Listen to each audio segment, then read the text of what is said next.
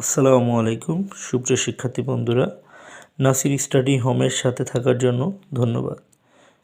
বিগত বিশেষ প্রশ্নের তৃতীয় অংশ। কোন শব্দটি প্রত্যয়যোগে গঠিত? ডাক্তারখানা।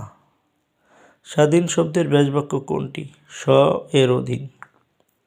আহমদ শরীফের মতে মধ্যযুগে চণ্ডীদাস নামে কতজন কবি ছিলেন? 3 জন।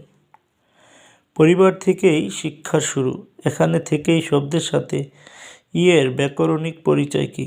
বলক। ভাষার অন্তর্ভুক্ত ক্ষুদ্রতম একক কোনটি? রূপমূল। ফরুক আহমেদের গ্রন্থ কোনটি? হরফে ছড়া।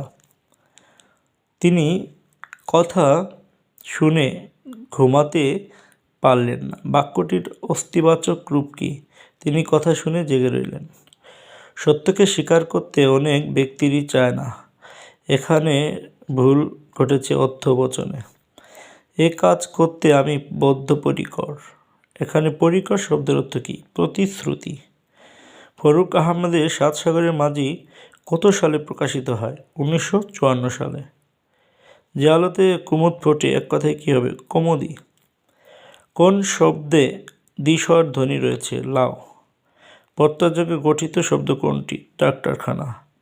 ধন্যবাদ স্টাডির সাথে থাকার জন্য।